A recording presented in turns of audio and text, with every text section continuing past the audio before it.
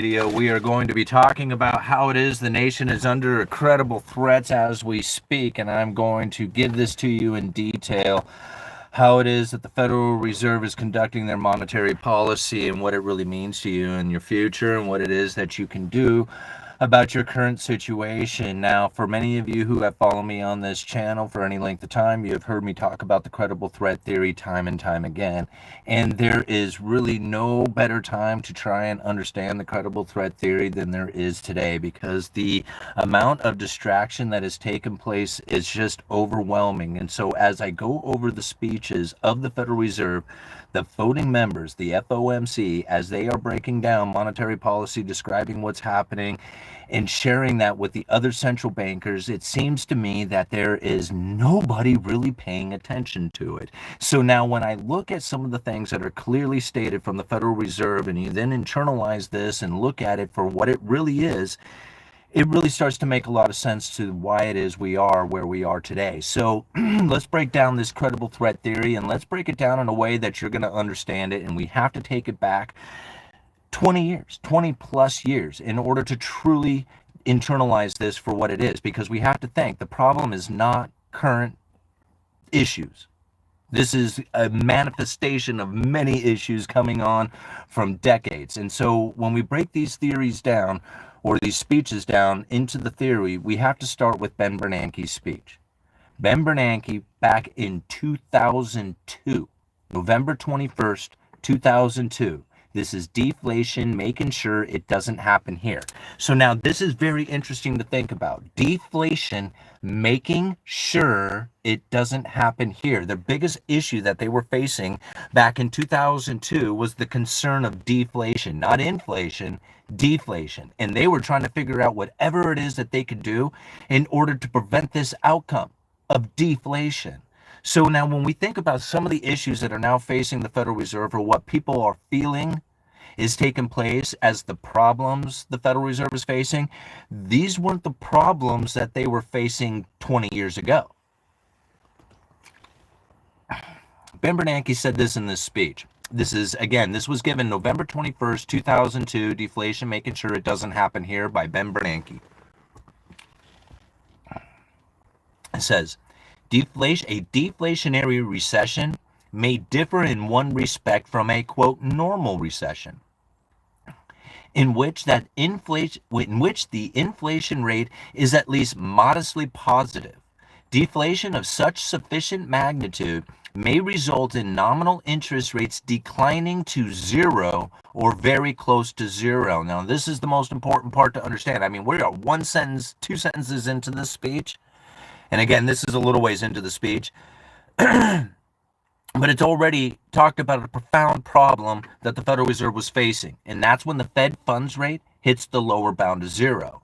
It's important to understand the problem that they were facing, because they had to come up with a solution for this problem.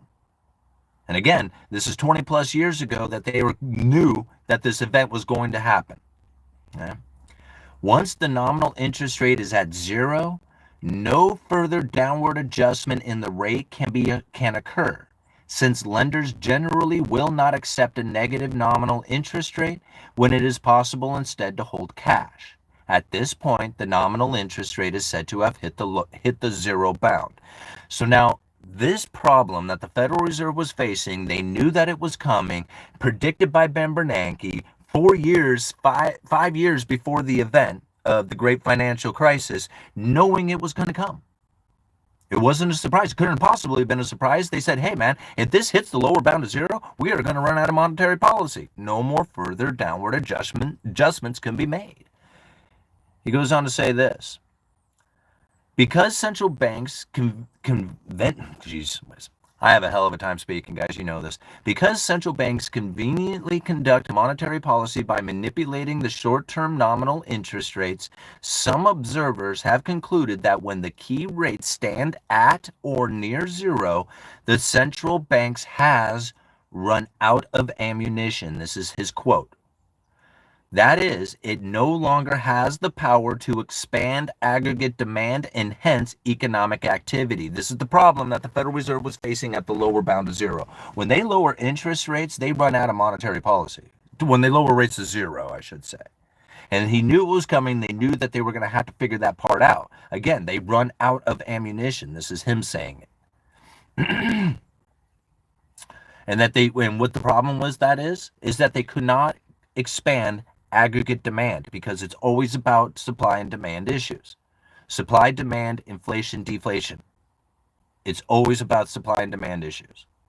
All right. It is true that once the policy rate has been driven down to zero, a central bank can no longer use its traditional means of stimulating aggregate demand and thus will be operating in a less familiar territory. So wait a minute now. Ben Bernanke knows that they're going to be hitting this lower bound and that their traditional method, right, their traditional means was no longer going to be used. It wouldn't work. It doesn't matter if they, couldn't use it anyway, even if they wanted to. Interest rate adjustments was no longer going to be an effective tool. That's their traditional means. Okay. Goes on, the central bank's inability to use the traditional methods may complicate the policymaking process and introduce uncertainty into the size and timing of the timing of the economy's response to policy actions. Hence, I agree that the situation is one to be avoided if possible. He didn't even want to hit the lower bound of zero. That would be a bad deal, right? They hit the lower bound of zero and they're done with their traditional means of stimulating the economy. He goes on. The conclusion that deflation is always reversible under a fiat money system follows from some basic economic reasoning. Here, let me back this up a little bit because I think that actually a little bit ahead of this is a little bit better to get. He says here, because I'm breaking this speech down into little sections here. I'm not doing the whole thing for you guys. It says here, curing deflation. This is important. How to cure deflation. Once you hit the lower bound of zero and you're like, man, how do we stimulate the economy? Can't get the aggregate demand going. Unemployment is starting to rise. How do you stimulate the economy at the lower bound of zero? Right? Federal Reserve was just like, okay, hey, Ben Bernanke, he knows something that they can use beyond their traditional methods, beyond the traditional means, because the traditional means is about interest rate adjustments. He goes on to say this, let me start with some general observations about monetary policy at the zero bound, sweeping under the rug for the moment some technical and operational issues. As I have mentioned, some observers have concluded that when the central bank's policy rate falls to zero, its practical minimum, monetary policy loses its ability to further stimulate aggregate demand and the economy. At a broad conceptual level and in my view, in practice as well, this conclusion is clearly mistaken. See, Ben Bernanke has a plan. You hit the lower bound of zero, we got ideas. Here's the idea. All right? Indeed, under a fiat, that is paper money system, a government, in practice, the central bank in cooperation with other agencies should always be able to generate increased nominal spending and inflation, even when the short-term nominal interest rate is at zero. Very interesting. So Ben Bernanke says, hey, you know what? You're going to hit the lower bound of zero soon. And you're not going to be able to use your traditional means of stimulating the economy. And you're going to have to come up with another method in order to spark some aggregate demand. You're going to have to figure out another way to get people to go out there and spend that money, to believe in the idea of spending money. Do it all on their own. What can you possibly do? He says this. The conclusion that deflation is always reversible under a fiat money system follows from some basic economic reasoning. A little parable may prove useful. Today, an ounce of gold sells for $300 more or less. That's pretty cool thinking, right? $3,000 ago. This was back in early 2002. So I guess it was late 2002. It's weird to think how quickly times change, right? An ounce of gold sells for $300 more or less. Now, suppose that a modern alchemist solves his subject's oldest problem by finding a way to produce unlimited amounts of new gold at essentially no cost. Moreover, his invention is widely publicized and scientifically verified. Think about this. Back it up just a minute, Ben Bernanke. Suppose that a modern alchemist solves his subject's oldest problem by finding a way to produce unlimited amounts of new gold at essentially no cost. So this fabricated story, this idea, this hypothetical, and what does that do to the economy? Right now, by producing unlimited amounts of new gold at essentially no cost. Moreover, his invention is widely publicized, everybody gets to know about it, and scientifically verified, proven beyond a shadow of a doubt this is how it goes down. And he announces his intention to begin massive production of gold within days. What would happen to the price of gold? Presumably, the potentially unlimited supply of cheap gold would cause the market price of gold to plummet.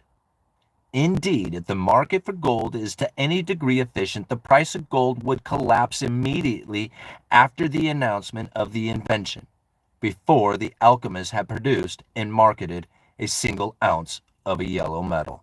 What in the hell is Ben talking about?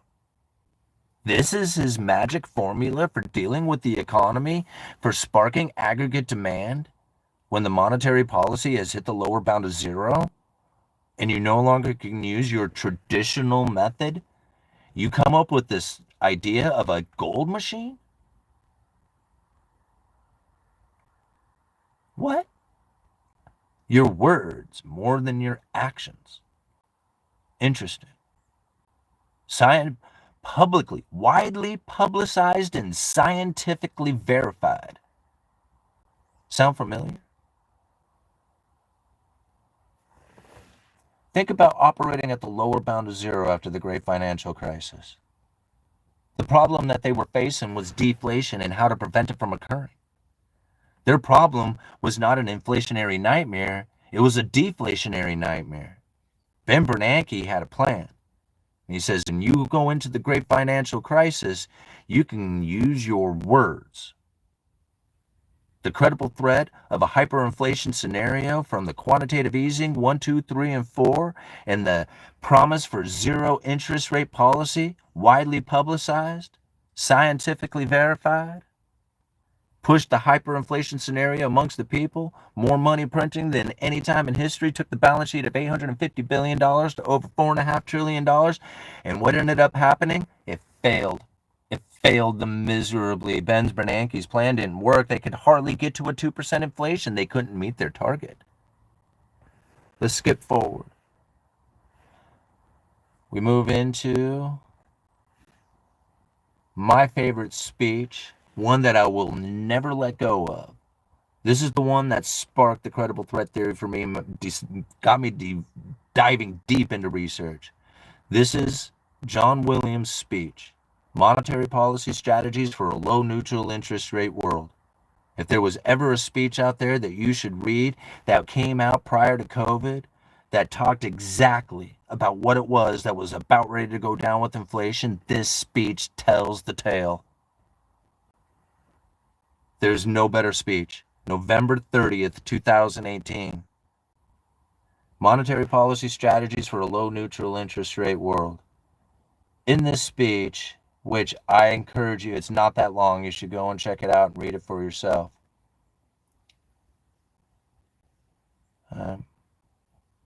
He has this to say. As a starting point, it is useful to travel back in time to the 1980s and 1990s when inflation targeting was introduced.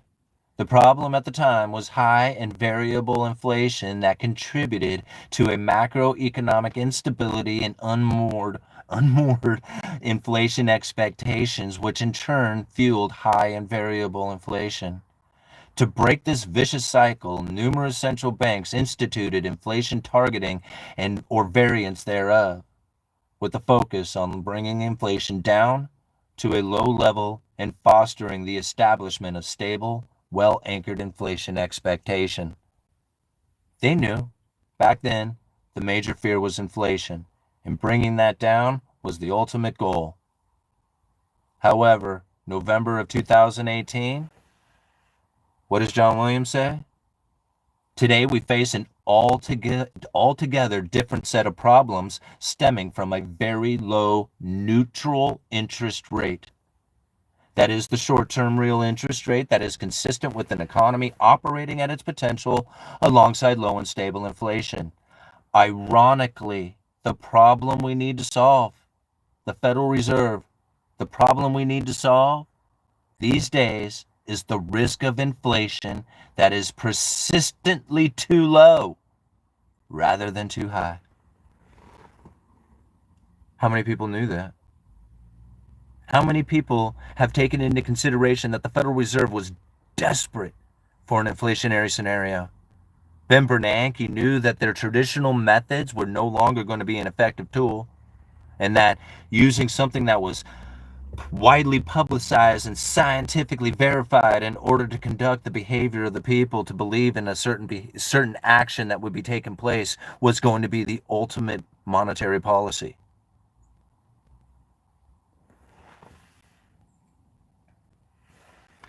He goes on to say this: today's low neutral interest rate reflects the culmination of trends extending back 25 years. A quarter century ago, a typical estimate of the neutral interest rate in the United States was 2 to 2.5%, consistent with historic averages over the preceding half century. Since then, however, there has been a clear downward trend in the neutral interest rate in the United States and other advanced economies, with current estimates ranging from 0 to 1.5%. Now, how many people know that the neutral interest rate, which is when the Federal Reserve is neither accommodating nor restricting the economy, was very close to 0 back in 2018? There was no monetary stimulus taking place at the lower bound of 0, since it could not get far enough below neutral to actually stimulate the economy. This is his problem, not mine. I didn't say this, it's him. This is the Federal Reserve saying this. I don't know how many people want to disagree with me when I talk this stuff, but this isn't me saying this. This is him. I'm just not letting it go, because if I forget these words, so will everybody else. But if I don't let John Williams forget this speech, we will keep on track. We will be able to see this. He goes on to say this: what does a low neutral rate mean for monetary policy and the anchoring of inflation inflation expectations? When a recession hits, central banks may not be able to reduce interest rates well below their neutral level to stimulate the economy as warranted because of the effective lower bound on nominal interest rates. That's him saying this. They could not get interest rates far enough below neutral before hitting the lower bound of 0. That was it. There was no monetary policy. Anybody who says, well, the interest rate adjustments and the lower bound of 0 and all, it wasn't stimulating the economy. It was very close. It was too close to neutral. We couldn't get any further down. There was no monetary policy stimulation coming from the interest rate adjustment, from the lower bound of 0. It's him saying that, not me. Right? I mean, I'm repeating it because I won't let it go. But to understand, that was their problem that they were facing. Low neutral interest rate and the lower bound of 0, and stuck there at the lower bound of 0 with no way to stimulate the economy. Yeah. Oops. Oh, come here.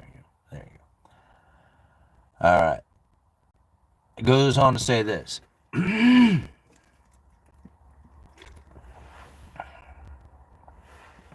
right.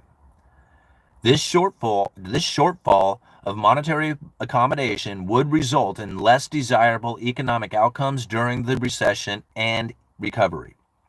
In particular, inflation would typically undershoot its desired target during these episodes.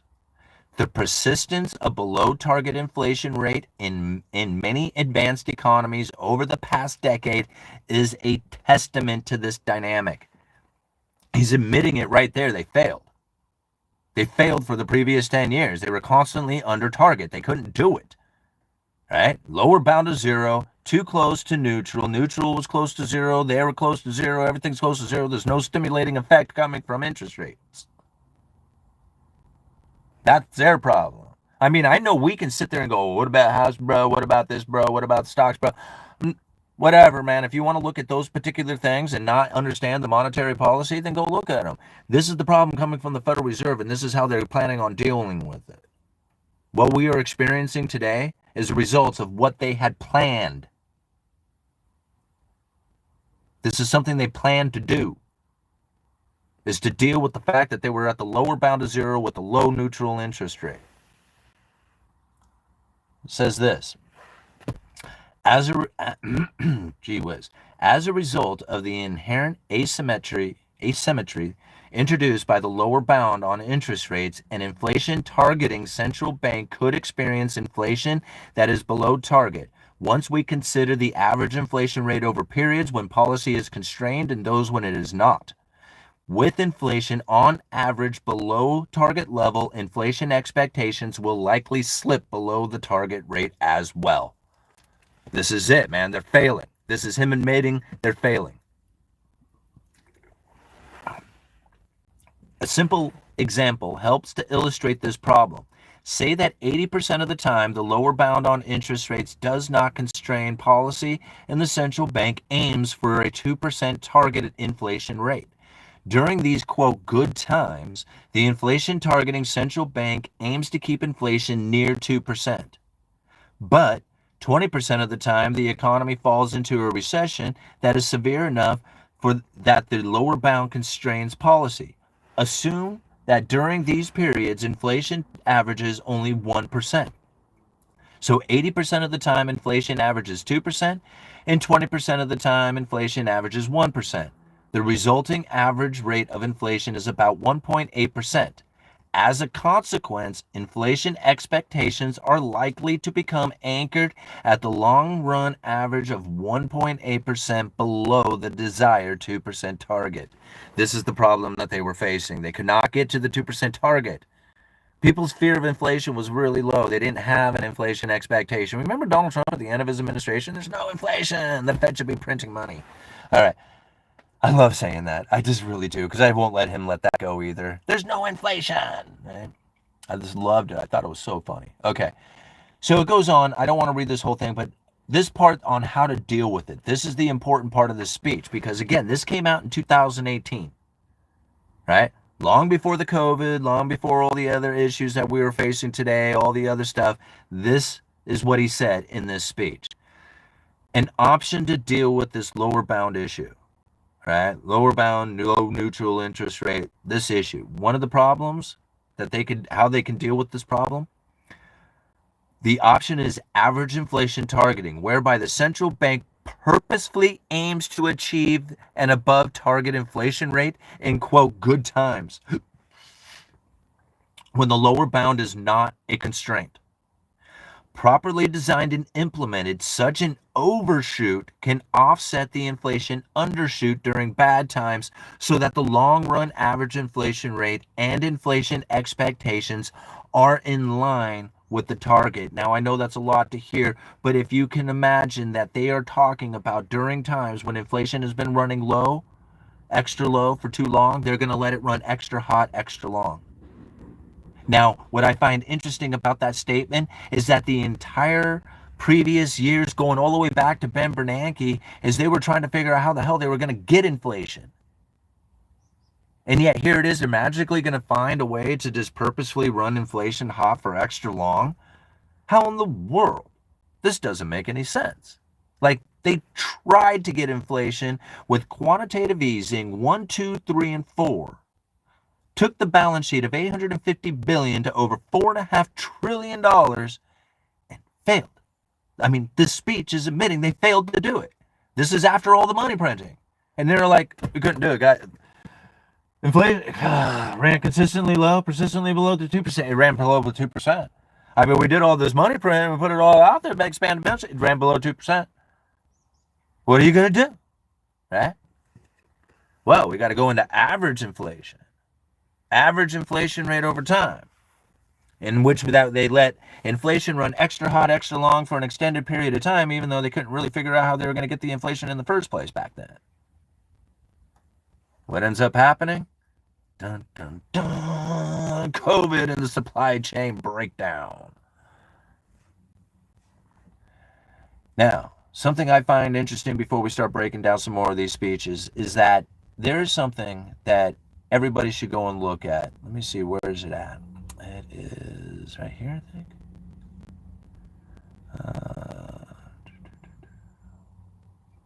Sorry, guys.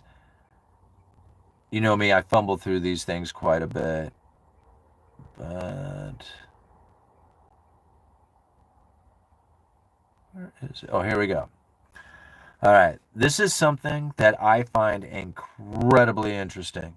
If you now understand that the Federal Reserve is in a position that the money printer go burr failed them miserably, nobody knows it. That's okay, right? They use that to their advantage. They use it to their advantage for sure. Everybody thinks that money printer is the main reason that the inflation, takes off and goes crazy. And if that was the case, then they wouldn't be bitching about it here in 2018, complaining about how it is that they're going to deal with this. Right? So those of us who truly understand that the Federal Reserve was facing a very severe consequence in 2018, even after all the money printer, and that severe consequence was the lack of inflation, then you'll understand why the monetary policy is where it is today. This is something that I find incredibly interesting. Go and Google this. How robust are makeup strategies to the key alternative assumptions? Question mark. I'll repeat it. How robust are makeup strategies to the key alternative assumptions? This is a working paper or a document coming from the Federal Reserve. Oops. And it talks, it's a huge document. It's like 20 pages long or something like that. Oh, maybe it's not that long. This is such a good piece of information because it literally talks about what it is that they would have done if it wasn't for COVID. The makeup strategy. See, here's something that's really funny. I wish maybe I'll see if I can find the video. I did a video where we broke down a Jerome Powell press conference, and it was right after the press conference he did this Q&A, and he referred to the makeup strategy, and he said COVID made the makeup strategy pretty much irrelevant, and then this giggle, this little chuckle amongst the bankers. I'm like, well, yeah, what are you laughing at? He just said that the makeup strategy became irrelevant because of COVID. Like COVID made the makeup strategy irrelevant, and then he went, and I went, oh, what are you guys laughing at? I mean, none of that's funny. I don't know why you would chuckle at that unless you think you got away with something. Like, I got the better of you. That's the thing that happened right there, right? Makeup strategies work best when the public understands, believes, reacts to policymakers' commitment to offset misses in inflation from the 2% objective in the future. In particular, makeup strategies are most powerful when the policymaker can influence the public's inflation expectations. In doing so, policymakers face a dynamic tension. They must maintain long-run inflation expectations around 2%, the 2% objective, while at the same time move short-run inflation expectations in response to the new strategy. What do you think is happening today? Well, we got long-term inflation anchored pretty well out there, but the tariffs, don't know, them risky tariffs, yeah. Short-term interest rates, short-term inflation expectations, and long-term anchoring. This is the makeup strategy, right? You can go and Google all this for yourself. This comes straight out of the Federal Reserve, right? This is their words, not me. I share it all with you so that you can see it for yourself.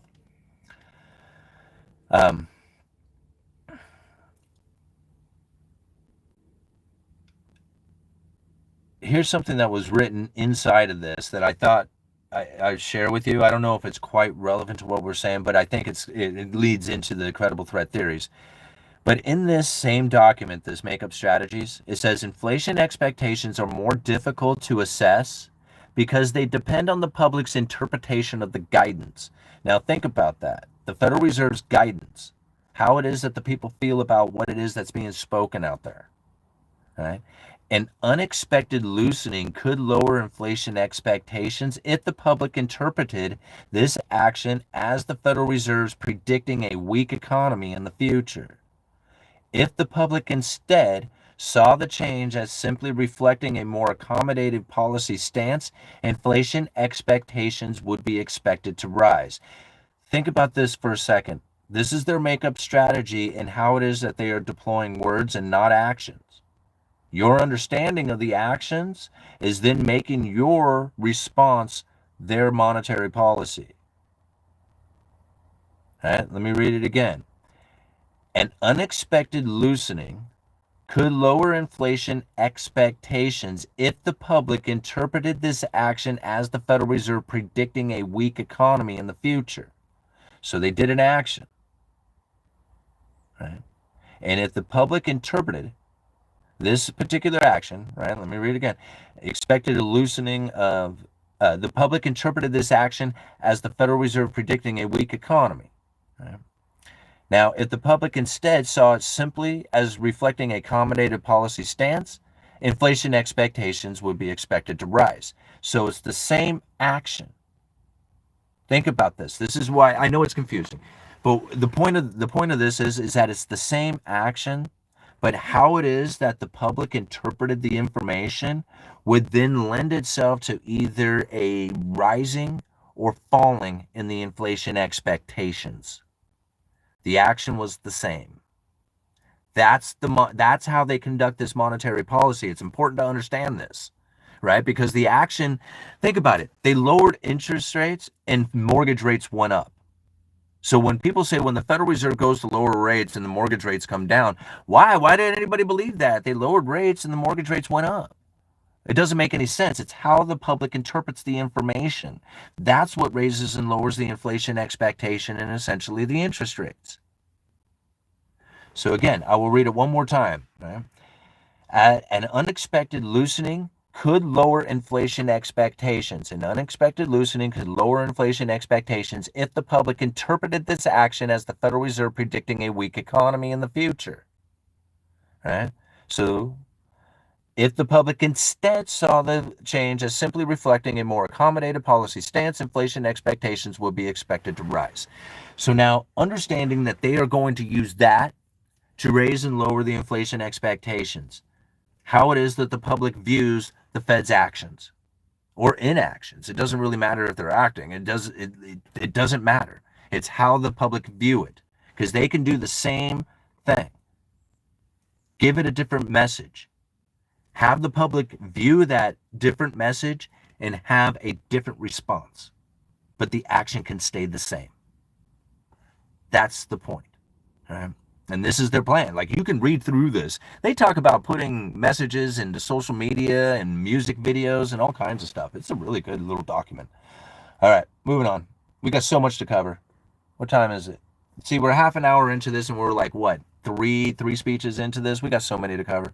Like, to understand the credible threat theory, you have to follow this thing for years. It's decades long now. I mean, and this isn't, like, their actions that they are taking today, this is well in line with everything that it is that they were been talking about and leading up to.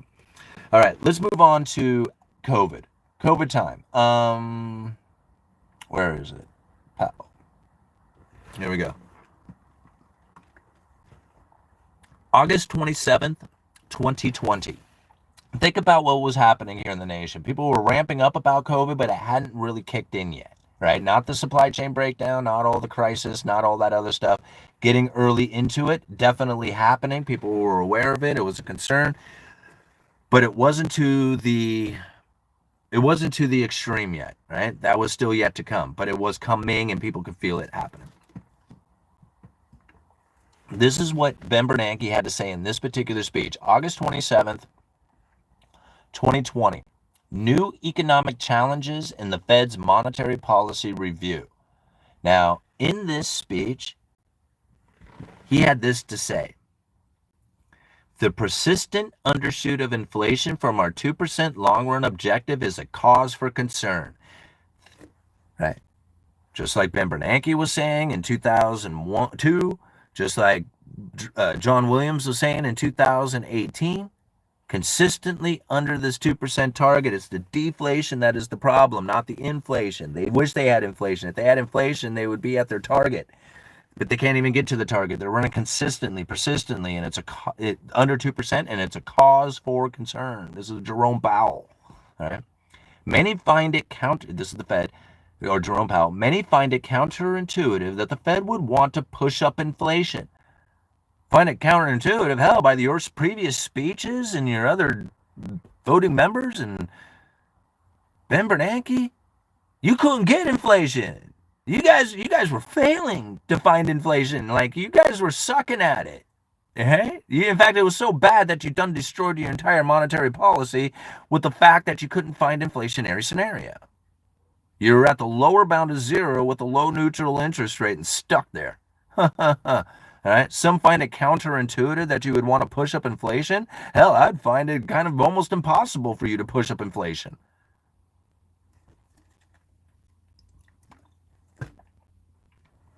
After all, a low and stable inflation is essential for a well-functioning economy. And we are certainly mindful that higher prices for essential items such as food, gasoline, and shelter add to the burdens faced by many families, especially those struggling with lost jobs and incomes. So, the rich will be fine, and the poor suffer the most. In fact, they're the only ones who really suffer. Everybody else feels inconvenienced. Inflation is only going to be punishing the poor. Everybody else feels inconvenience. However, big problem, if that poor people didn't feel the pain and suffering of getting the worst brunt of inflation while everybody else gets to feel inconvenience, however, if this doesn't happen, inflation that is persistently too low can pose serious risk to the economy. Inflation that runs below its desired level can lead to an unwelcome fall in long-term inflation expectations, which in turn can pull actual inflation even lower, resulting in an adverse cycle of ever lower inflation and inflation expectations. Oh, poor Fed. Poor Fed.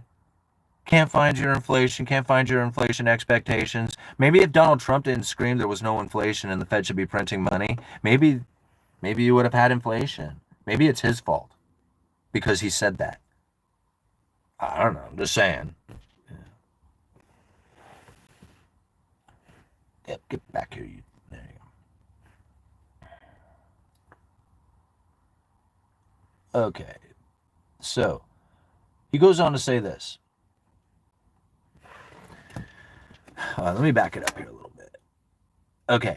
So this is what he has to say. We have also made important changes with regard to the price stability side of our mandate. Our long-run goal continues to be an inflation rate of 2%, the long-run goal. The long run. That doesn't mean today. The long-run goal. All right? This is important to understand because we already learned earlier that they have an intention to have a long run anchoring at 2%, but they want to mess with the current inflation expectations in order to deal with their monetary policy. This is the way they're going to do it. Anchoring long-term inflation expectation is the goal, while at the same time getting the short-term inflation expectations to rise or fall or whatever it is that they're trying to do at the time. Okay. To prevent, long-run goals continue to be a rate of 2%. Our statement emphasizes, and remember, this is the statement I think everybody should really pay attention to, is the statement on long-run goals. It's also considered the consensus statement.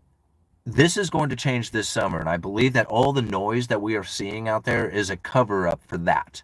Because this is the stuff that we learn about. All this 2% jargon that the Federal Reserve is trying to get to a 2% target, it's not the case, and he's about ready to tell you why. Okay.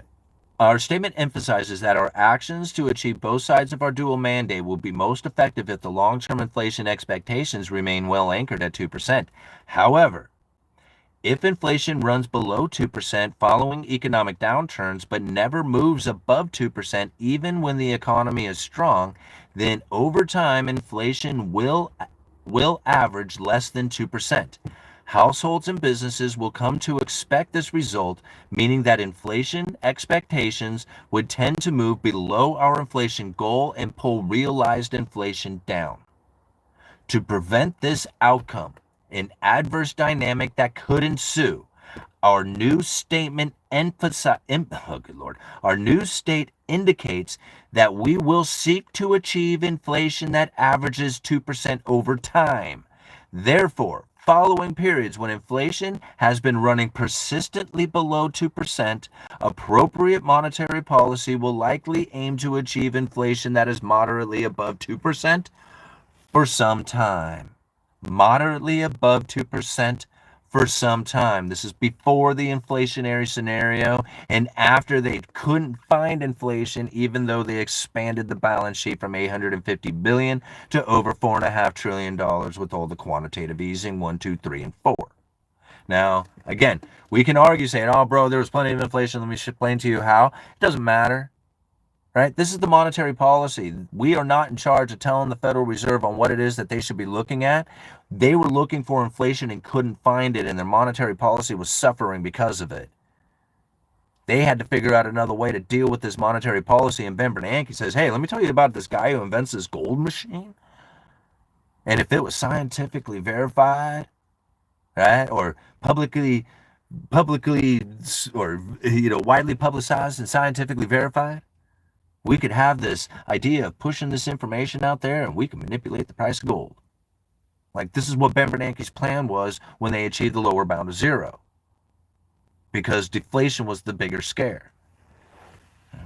Now they're talking about average inflation over time. Right? To let inflation run extra hot, extra long for an extended period of time. And it was John Williams who back in 2018 says, hey, maybe we should try that out. And they couldn't find inflation before that. And I'm asking the question, how are you going to get inflation? And here it is, Jerome Powell saying, hey, you know what we're going to do is we're going to let inflation run extra hot, extra long for an extended period of time. And, COVID's right around the corner.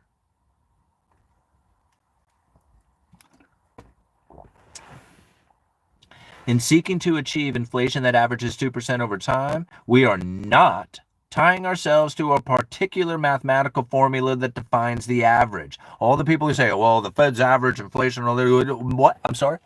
You had a mathematical formula for figuring that out? That's pretty interesting because the Fed don't, so where'd you get your information? Because the Fed doesn't have a particular mathematical formula for figuring it out. All right? There's no particular mathematical formula that defines the average. Their own words. Thus, our approach could be viewed as a flexible form of average inflation targeting. Our decision about appropriate monetary policy will likely continue to reflect a broad array of considerations. It will not be dictated by any formula. See? All these people, so when the unemployment rate gets to, and when the inflation rate is at, and so your monetary policy is going to be, and they're like, it doesn't matter. They don't have a mathematical formula for doing it. It's not dictated by any formula. That's what I find so amusing about all these economists out there who are saying, well, I know what the Federal Reserve is going to do, and they screwed up, and all this other, and it's just like, you have no clue about what they're doing. Everybody who fell into the inflationary scenario that said the Fed screwed up totally benefited the Fed. They totally benefited the Fed. They landed right into the Fed's trap, hook, line, and sinker. The Fed needed that exact belief. It worked. Of course, if excessive inflation pressures were to build or inflation expectations were to ratchet above levels consistent with our goal, we would not hesitate to act. All right. I'm going to go check out the super chat real quick because I don't want to forget to thank ERAW25 for the $4.99. Michael Saylor, tickets to escape the Matrix are priced in Bitcoin. Huh, cool. Thank you very much for the $4.99, man. I really appreciate that. And thank you, everybody, for being here. Thank you very much for hitting that like button. We're out here for 45 minutes breaking down credible threat theory again so that you can internalize what it is that's taking place right now to make the best decisions for yourself. And this is their own words. Everything that I am talking about in this video comes directly from the Federal Reserve, right? I am sharing it with you. I gave you title to the speeches so you can go and look it up for yourself. In fact, you know what? This is what I'm going to do because I need to make money because YouTube's screwing me over on the ad revenue. I'm going to start posting these speeches with the highlightation where I highlighted them.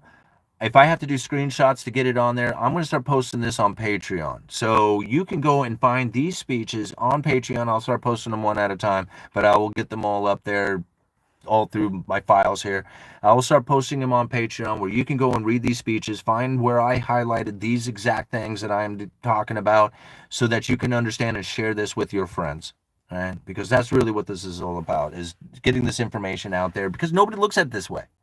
Nobody sees the monetary policy like this. I am the only one who discussed it like this. I don't know why. It's coming from the Fed, right? And people are like, oh, well, they're just making that up. To fool who? Me? And the handful of people who are watching my channel? That doesn't make any sense, right? I mean, this is the true monetary policy. It's hidden in plain sight. And I don't know why more people don't dive into this. It's probably because it's so long. It's stretched out over so many years. Like I get it. Like I'm kind of obsessed, so I poured over these speeches for a long time in order to get here. All right, let's move on. Let's find another speech here to break down. So now that we know that they are going to use monetary, like here's the thing. Look how many times they repeat this. This is where is it? It must be in the other one.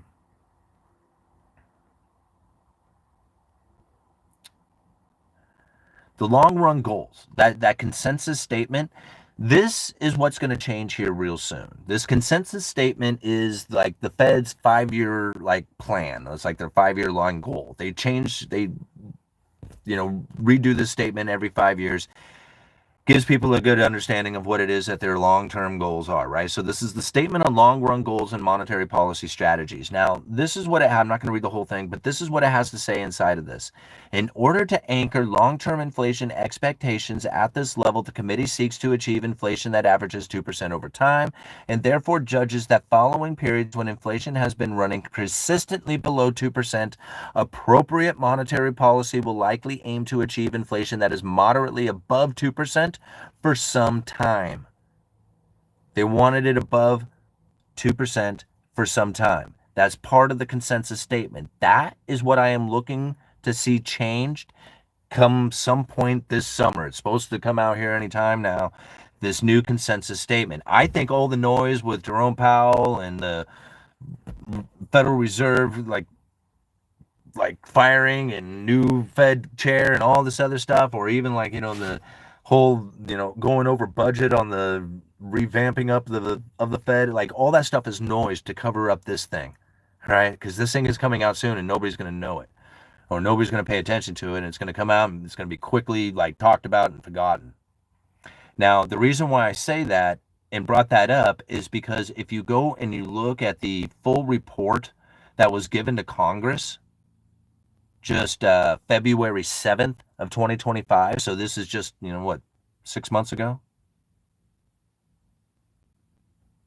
Oops, come back here.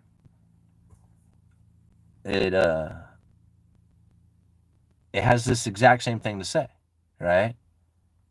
It says, in this statement, it says the inflation rate over the long run is primarily determined by the monetary policy, and hence the committee has the ability to specify long-run goals for inflation. The committee reaffirms its judgment that inflation at a rate of 2% as measured by the annual change in the price index for personal consumption expenditures is most consistent over the long run with the Federal Reserve statutory mandate. The committee judges that long-term inflation expectations that are well anchored at 2%, the long-term inflation expectations, well anchored at 2%, foster price stability and moderate long-term interest rates, and enhance the committee's ability to promote maximum employment in the face of significant economic disturbances.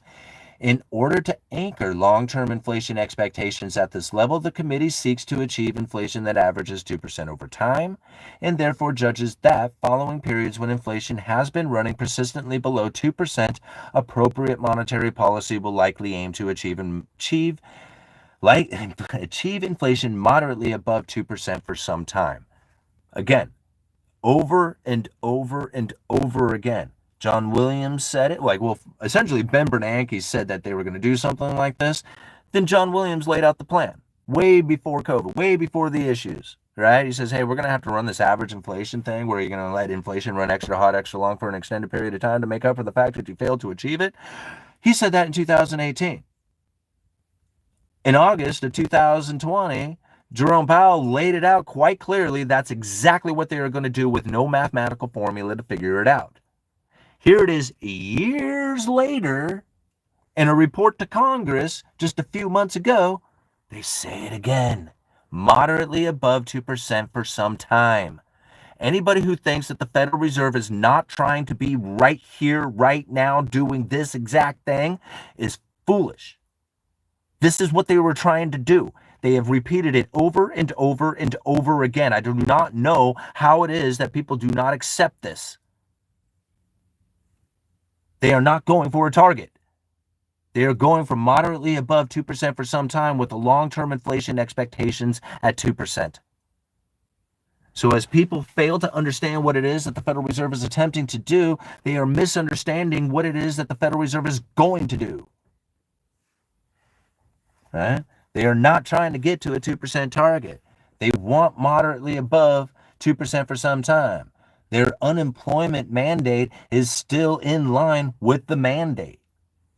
This is how they want it to be. I don't understand how people say, oh, they're screwed up, they don't know what to do. And I'm like, has anybody ever read any of the stuff that comes from the Federal Reserve? This seems to be exactly what they were looking for. Right? And all these people who fell into the trap that, oh, money printer go burr, prices go up, they fell right into the Fed's trap of creating the inflationary scenario that they were desperately looking for, want, and continue to push. We don't know what's happening with tariffs. All darn tariffs. High fives in the background, guys. Working some more, aren't we? Credible threat theory well in play. You don't think that they're using their words? Here, let's dive into some good speeches that really talk about the gaslighting. Because that's exactly what this is.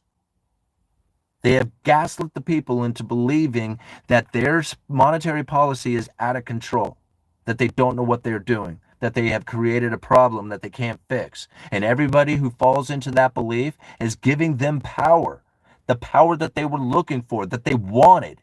They wanted to be moderately above 2% for some time. They keep repeating it over and over again, and they have said it straight up to Congress. This isn't even that deep into the report. This is like in the first page. Literally page 1. Right? So how it is that Congress doesn't understand it is beyond me. Right? I mean, obviously they must not read the report. Right? I mean, at the Uneducated Economist right here. It's like, just go and look at it. What is this titled? It's Monetary Policy Report to Congress, February 7th of 2025. Simple as that. All right, let's start getting into the good stuff here. Let's start getting into the Jefferson speeches, because this stuff is really where it comes into play. There's all kinds of stuff here, guys. Like, I could go on. Like, we're already an hour into this. I could probably literally go 4, 5, 6 hours. I could probably do this all day, right? I could break down these speeches all day long, fine-tune them, and really, really just go forward like that. Anyway, let's move on. Maybe I've had too much coffee. Here we go. All right. This is Jefferson's speech, May 13th of 2024. So again, these speeches aren't that old, right? I mean, a little over a year, right?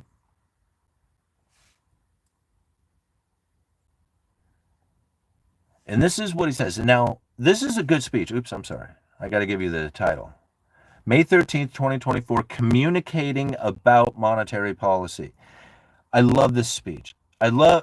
Philip Jefferson is probably one of the cooler persons to listen to when it comes to monetary policy, because all that interest rate adjustment is really kind of crap to what it is that they are doing with their words, right? And how it is that you are receiving the message. And it's Philip Jefferson who talks about that, right? It's him who actually breaks down the details of how it is and what it is that they're doing there, right? Because that's the monetary policy, is their words, right?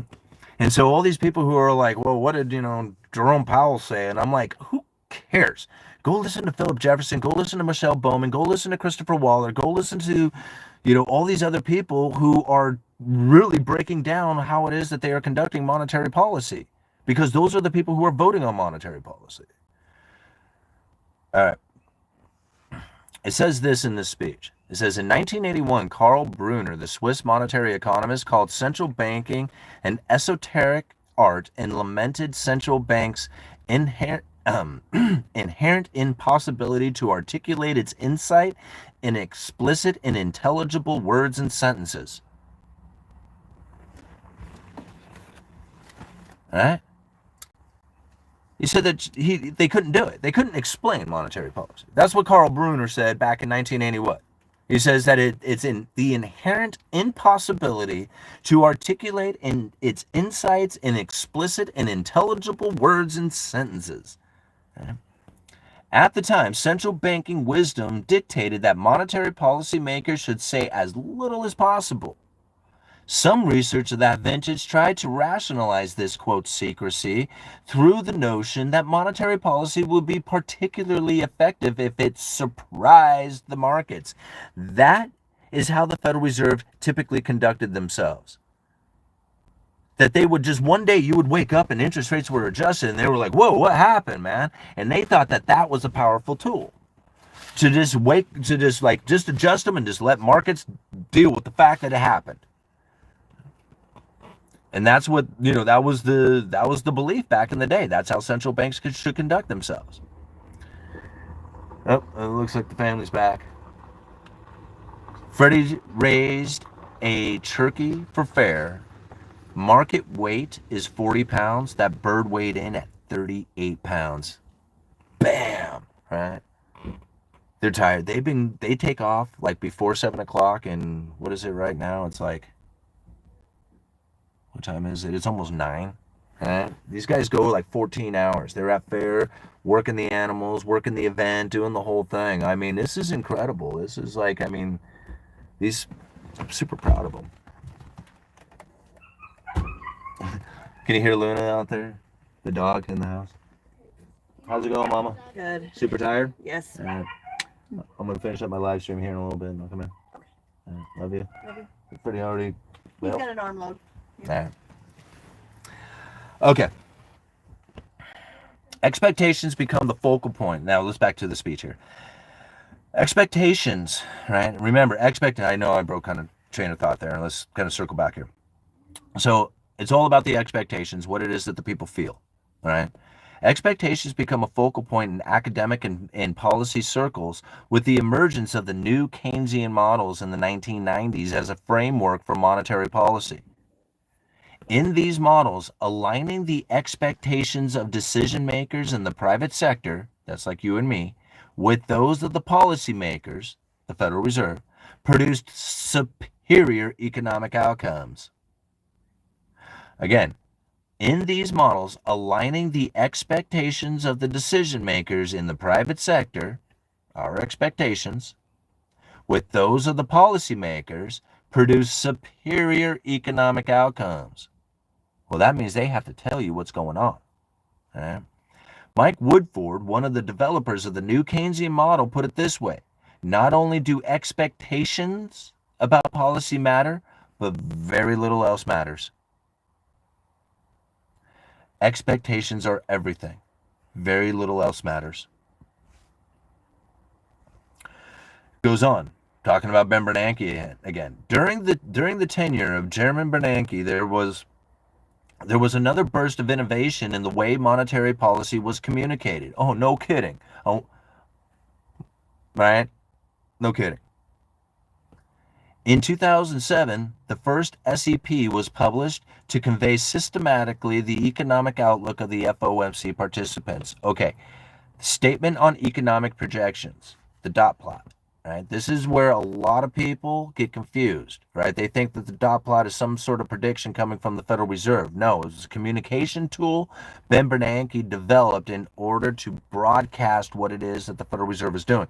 We have to understand most people will not pay attention to the Federal Reserve. Like, they don't care. They don't care enough. They don't even know who the Fed is. And so you can say, hey, inflation, whatever. You can say all these numbers. Nobody's paying attention except for a handful of bankers and, you know, weird enthusiasts like us.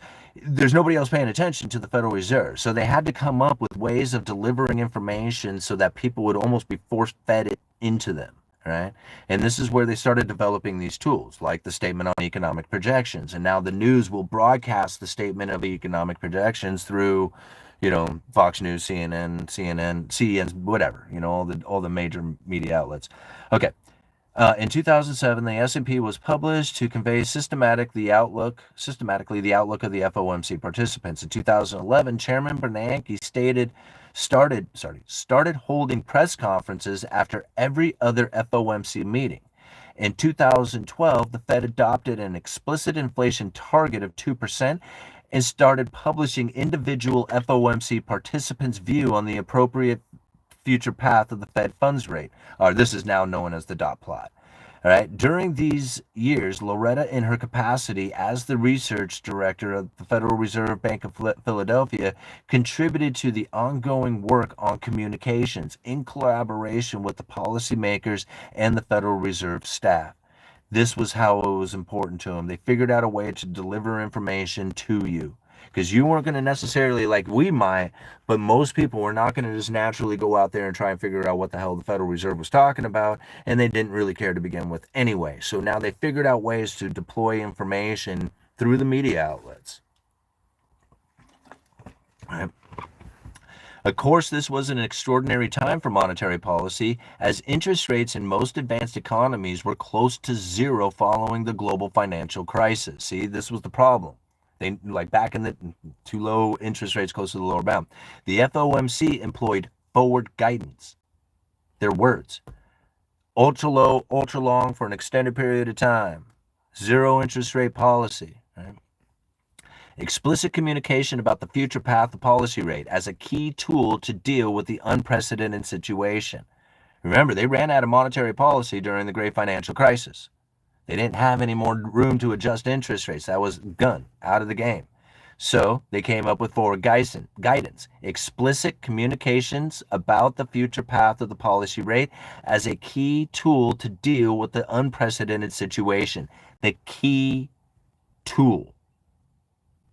Not the interest rate adjustments, the forward guidance. The research community had found that such forward guidance could be very effective in the context of the new Keynesian paradigm. When Loretta became president of the Federal Reserve Bank of Cleveland in 2014, she supported the continued use of forward guidance during these extraordinary times, in particular to communicate a lower for longer policy that could provide accommodations in the presence of the effective lower bound constraint. They were at the lower bound of zero. They couldn't figure out how to stimulate the economy. Loretta just said, well, just scream lower for longer. Scream lower for longer. And it's an effective tool to deal with the unprecedented situation. Here, I'll read it again. In particular, to communicate a lower for longer policy that could provide accommodation in the presence of the effective lower bound constraint. They hit the lower bound of zero. They couldn't stimulate the economy. They had all this all this expansion of the balance sheet, and Loretta was just like lower for longer. Just use their words, and it worked because it wasn't like they can stimulate the economy with interest rate adjustments. It is telling them, hey, it's just going to be lower for longer, and that was what they used to accommodate to provide accommodations in the presence of the effective lower bounds. So. She also insisted that forward guidance could be used effectively. This is important. She also insisted that forward guidance could be used effectively even in normal times as a means of clarifying the FOMC's reaction function. Bang. They use it today. They're using it now. It's a much better tool. In fact, they found that expectations mean more than anything else. And very little else matters other than the expectations. Loretta goes on to say this: as a member of the FOMC subcommittee in communications, developed and advocated for several proposals to improve communications. One proposal was to publish a measure of uncertainty surrounding the SEP forecast members. She was concerned that the uncertainty could be underestimated by the public if it wasn't communicated. Gosh, this stuff is so good. All right, let me see here. Oh, okay, I got to give you this part out of the speech before I close this one down. How far are we into it? Okay, an hour and 4. If you guys are liking this, keep hitting that like button. We got 247 people watching right now with 135 likes. Get those like buttons up. Just keep hitting them for everybody out there who's watching. Surely, sometimes central bank communications can have unintended consequences. Let me give you 2 examples. First, there is always the risk that policymakers' statement about their economic outlook or their expected future path of the policy rate are interpreted by the public as a false sense of certainty, meaning that they came out, made a statement, and then the people took it for gospel or whatever. It's like, this is the way it is. It's set in stone. They ain't not changing it now. They committed themselves, right? They took it for a certain amount. They took it with a false sense of certainty. For example, a data-dependent forward guidance announcement. We are data-dependent on what it is that we plan on doing. If the data says that we are, we're going to cut. Data-dependent forward guidance announcement can be mistaken for a commitment to a fixed path of interest rate cuts. When that interpretation is proven wrong down the road, it can create more volatility and uncertainty than if there had been no known announcement. That is why policymakers always make sure to stress their data dependency of the future policy decision. You see that they're always data dependent. They're always keeping it always open-ended. They will never commit themselves. Anybody who says they've already committed themselves to a future rate, they haven't. They always keep it open-ended. Okay.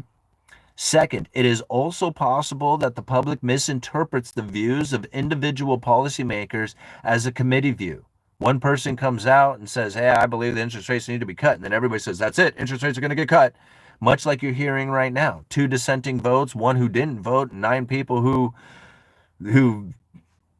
voted together, right? This is like the whole uncertainty that is created within it, right? Again, it is possible that the public misinterprets the views of the individual policymaker as a committee view. The potential for misinterpretation is especially acute when many policymakers speak at the same time and disagree with each other. How many times have you heard that? Uncertainty around all of it. They're all disagreeing with each other right now. It's the biggest dissension in history, or not history, the biggest dissension in years.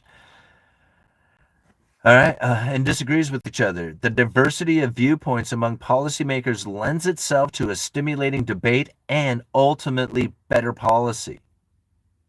But in such a situation, more communications could increase rather than reduce uncertainty about our policies. You see that? Like right there, they are giving it to you straight up that they are doing it on purpose. Many of them come out at the same time and disagree with each other because it creates this stimulating debate and ultimately better policy. They admit it right there. They can keep that open-ended debate going. How many people are so unsure of what it is that's going to come with interest rate cuts or not cuts or what's happening with policy and committed themselves to whatever it is that's going on out there, but yet that is exactly the condition in which that they were looking for you to be in order to have a better monetary policy for themselves. When I look at the news and I recognize it, I see it straight up, and I'm like, man, I wonder how many Fed articles, like literally I asked myself, how many Fed articles can I find with the word uncertainty in it? Like, all I had to do was be talking about the Federal Reserve's monetary policy, be interviewing a Fed official, something of that nature, and I was looking for the word uncertainty, and it was practically every single article. All of them. All right.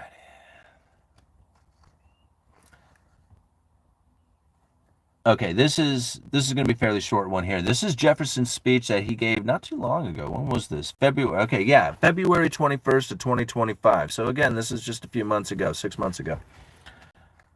And he had this to say in this speech. Oh, I'm sorry, guys. I always forget to give you the title. The title of this is Reading Between the Lines, Textual Analysis of the Central Bank Communications. And I think this is really telling. Like, I love that they just expose themselves in such fashions. Using textual analysis, high-frequency asset price data, and high-frequency central bank communication data, this research shows that investors' reactions to specific sentences communicated by the central bank are quickly incorporated into asset prices.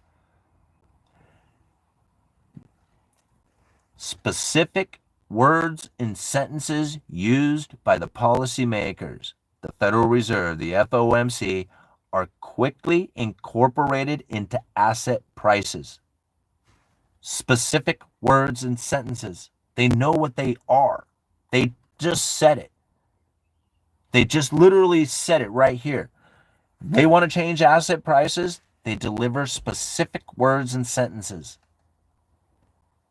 Policymakers know that their communications are likely to affect the course of short-term interest rates, other asset prices, and the associated economic outlook, resulting in an easing or tightening of financial conditions. Not talking about interest rate adjustments, talking about their communications, right? Policymakers know that their communications are likely to affect the course of short-term interest rates, other asset prices, and the associated economic outlook, resulting in the easing or tightening of financial conditions. Hold on one second here, guys. I'm gonna turn off the Wi-Fi there. Sometimes I guess this thing gets glitchy. Okay. What else can I give you guys? It's getting late. I know this is overwhelming, and I constantly am like pushing this out there. I just want to make sure we got this covered. The reason why they're doing it, right, is because of the low interest rate environment. The neutral interest rate being low was the reason why they had to switch their monetary policy from interest rate adjustments to using forward guidance. Once they switched the forward guidance, that became the key policy tool. Now, it's not like they don't use the interest rates. The interest rates are an adjustment that then impacts the economy in a very profound way. But think about how it is and how quickly they adjusted rates. Instantly. All fastest in history, right? And the reason why they do it that way is because it's more about their communications than they're about their interest rate adjustment policy. And if they move the interest rates fast and they say, well, we got to wait and see what happens, it's their words that are actually doing the impact on the economy, then the interest rates eventually jump in. See, we have to think there's a lag period from the time that they adjust rates to the time that they actually impact the economy. If they delivered forward guidance well in advance and get the markets in a move, in a frenzy before it happens, then they price in what it is that they believe is going to happen from the Federal Reserve. So when the Federal Reserve does act, it's already taken place within the markets and hardly anything actually moves. So knowing that they were giving the forward guidance, like here, hold on. Let me, before I end this, where is it? Waller, right here. I think he explains it. Okay. Determining the appropriate pace at which to reduce policy restrictiveness will be challenging. Choosing a slower pace of rate cut gives time to gradually assess whether the neutral rate has in fact risen, but at the risk of moving too slowly and putting the labor market at risk. Cutting the policy rate at a faster pace means that the greater likelihood of achieving a softer landing, but at the risk of overshooting on rates cuts if the neutral rate has in fact risen above the pandemic level. This would cause an undesired loosening of monetary policy.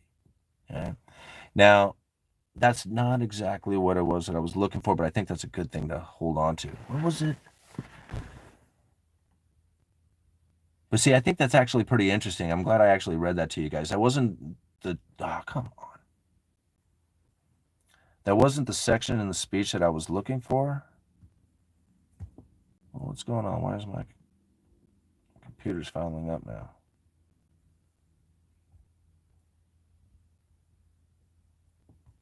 Weird. Okay, there we go. Huh. I pissed my computer off.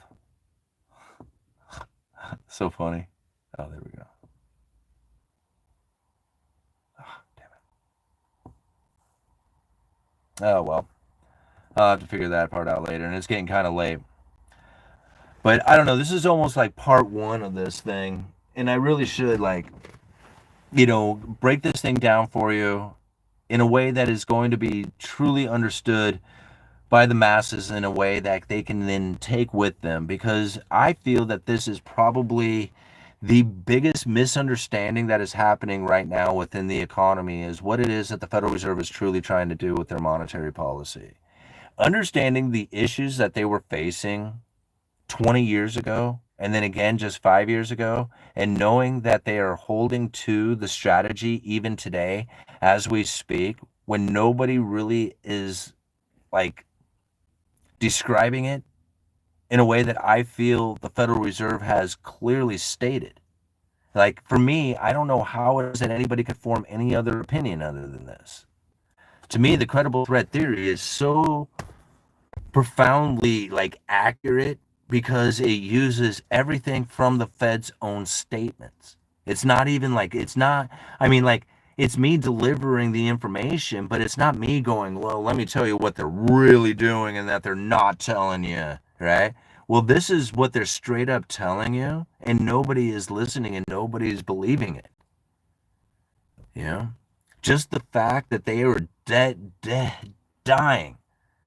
to have an inflationary scenario, only to have everybody say money printer go burr, prices go up, and save them.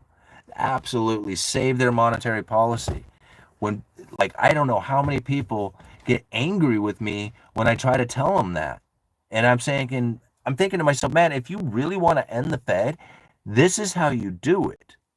You have to understand their monetary policy and how it is that they are conducting it, and then conduct yourself in a way that makes them irrelevant. It makes their monetary policy, makes you immune to their words that they are using, or when you recognize how it is that they are using their words to play the markets, to play the media, to play the people, when you see how it is that they are doing that, because they are telling you straight up in their own words, when you see how this is going down, well, pretty soon you don't fall for the gimmicks anymore. You don't fall for the media. You don't fall for the sensationalized, videos that are out there trying to say, well, Jerome Powell screwed it all up and he doesn't know what he's doing. And I'm thinking, do you even understand what the FOMC is?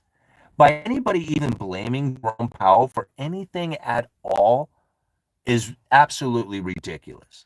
It means you have no clue about the Federal Reserve, the monetary policy, or how it's being conducted. No clue. Not a one. Donald Trump wanting to fire Jerome Powell means he has no clue about how the Federal Reserve is being conducted. None. Zero. There is no change that happens to monetary policy by removing the spokesperson. Right? Literally getting rid of the messenger. How many people are going to, like, this is a ridiculous idea. Right? It's frustrating to see. It's frustrating to witness. Come on. There we go. It's frustrating to witness this taking place because I know so many people could then use this information to better themselves, and then they combat it by trying to say that, like, I have no clue, don't know what I'm talking about. And I'm thinking, you're right. It doesn't matter what I say. It doesn't matter what I say. My opinion could be completely la land. These speeches are telling you straight up, right? Like, yeah. I could sit here and just make up all kinds of stuff all day long and make it sound really entertaining, but I cannot make up what these people are putting in their own statements. I cannot make that part up. All right. And so I'm not trying to convince anybody of my belief system. I'm trying to show how it is that the monetary policy is truly being conducted from their own words, from my studies into this. how it is that everybody else sees it so differently than me. I don't get it. I don't, because I don't know where they could possibly be getting information from if it isn't from the Fed itself.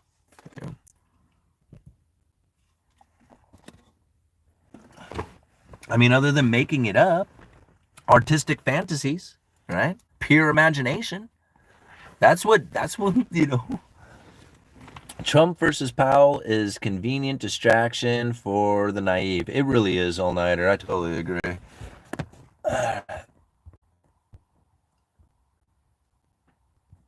Okay, where are we at here? Are we done? What else am I going to read? What else do we need to break down? I mean, there's all kinds of stuff in here, guys, that I could just go on for days with. I don't know. Dollar funding stresses, right? People who like the BRIC nations are going to take over, all that. Oh, tired of sitting, stiff sitting here. There's so many different speeches to break down, and so many, like, in my opinion, like, strategies on how to deal with the lack of inflation and how to find inflation. Like, to believe that they weren't looking for it or need it or desperate to have it. I mean, it's a total misunderstanding of the Fed. They were looking for it. They wanted it. I mean, there's so many times throughout, these speeches, through their documents. I mean, they have an entire monetary policy strategy making up for the fact that they failed to achieve an inflationary scenario. I mean, think about this. 99% of the people don't realize that. Even, like, listen to anybody on the news. Is there anybody on the news talking about the neutral interest rate? Talking about the fact that they failed to achieve their inflationary scenario over the previous 10 years and that they had to make up for it? The make-up strategy? Is there ever any information like that at all anywhere? Yeah. This is what I do. And you can I'm going to start posting these things. So I'm going to, like I said, if I can't figure out how to upload the PDF to Patreon, I'll just take screenshots of all this stuff with the highlight, with all the spots that are highlighted, so that you'll see it like I do. Like, you can read the entire speech, see where it is I highlighted, and you can find all that stuff on Patreon. You're going to have to be a paying member. It's cheap. Super cheap. It's like being a paying member of the YouTube channel here. Super cheap. Cheapest membership you can find out there. Best information. All these speeches I broke down in the paid membership portion of this channel. $1 a month. $1 a month, $12 a year, $120 for a decade of the most valuable information that you will not get anywhere else. Right? And you get to support the Uneducated Economist, since YouTube wants to screw me out of ad revenue. I mean, I shouldn't complain. It's not a big deal, right? But it is frustrating because it is part of it, right? It's part of the game. It's part of all this stuff. And, when you think about, like, how much time and effort and energy you go into putting this stuff out there, and you've been rewarded for it so many times, you kind of grow used to it, right? And when they're like, all of a sudden, for no particular reason at all, it's just like, here, we're just going to turn it off, and you're not going to get nearly as much as what you were getting. In fact, it's just a fraction of what it was. It's just like, man, what a disappointment, And so, anyway, you move on with it and find other things that you can do. And if there's paid memberships that, need to happen in order to, get this information spread to make it beneficial to me, then, the paid members will get the benefit from it. I would love to keep it as free as possible. Super chats are awesome. Donations to PayPal and everything else. But yeah, what a disappointment. Moving on. Guess what? BRICS nations use central banks too. Absolutely they do. And nobody trusts those central banks. Lots of channels having ad revenue problems at the moment, many complaining.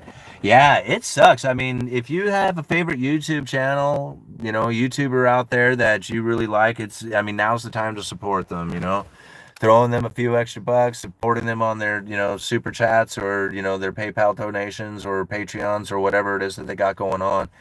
I mean, I encourage you to do that. I mean, I appreciate it when people do it for me. They do it for me regularly, so I always thank them, and I can never thank you enough because I really think that you guys are the real support for the channel. You were the ones who really supported me in the early days before I even had the channel monetized with ad revenue. I mean, that's what built the channel. That's the reason why I'm here, is because of because of you guys. That's, I mean, I was here to learn, and that's what I did. And I learned in an extreme fashion. I can never thank you enough for it.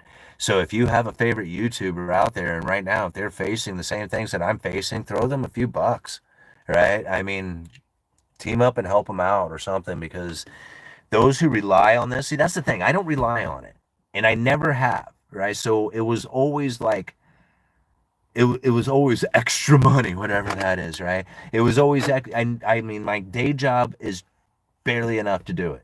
I can cut it with my day job. I would have nothing else after that. So everything that I do beyond my day job is how it is that I'm able to, do all the other things I do in my life. And, so I never stressed it. But those who rely on it, man, what a bummer to have happen. I mean, if you didn't prepare to deal with the downturn of such natures, and okay, moving on. All right, oh wait, did I get a super chat? Let's go check that out, dude. Seriously, thank you for the $5, man. Very cool for you guys to support the channel. Feel like I'm e-begging. Let's move on. I'm just hoping I can buy pudgy penguins at 30 cents. Huh? Pudgy penguins. I don't know what that is. All right. Are the ad issues due to GARM, the Global Alliance for Responsible Media?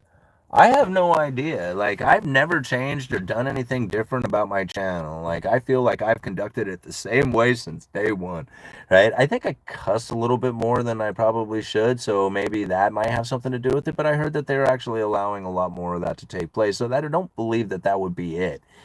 I mean, I don't know. I don't know what it is. Maybe it'll correct itself. Maybe they're just going through a time right now. I mean, sometimes you go through like these subscription purges where like every single day I will find hundreds of subscribers being, removed from the channel. Like I'll go from like literally I'll have hundreds of them being like removed. They'll just purge all these dead accounts or these inactive accounts or whatever, and so all these subscriptions start to fall, and it'll do it for a while, and it's really discouraging. It's just like, dang, man, what's going on here? All these subscribers are just leaving the channel, but that's really not what's happening. They're just purging out the idle accounts that aren't doing anything, which kind of makes sense. So it's not like it's a big deal. And once it's over, that purge is over, then you start seeing the subscribers start to pick up again.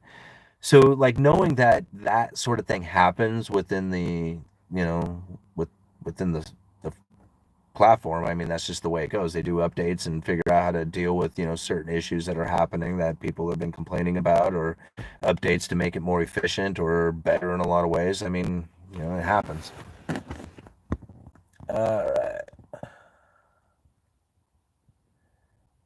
Debate debate is the best unscripted or things stay rigid cleverly. Any idea of the Genius Bill? Yeah, I did a video talking about the Genius Bill. But, really, like, my understanding and my thoughts about stable coins and the issuance of tokenizations and stuff like that, or the all that. I mean, really, I formed my opinion long before any of that stuff was even talked about. Before any of that stuff.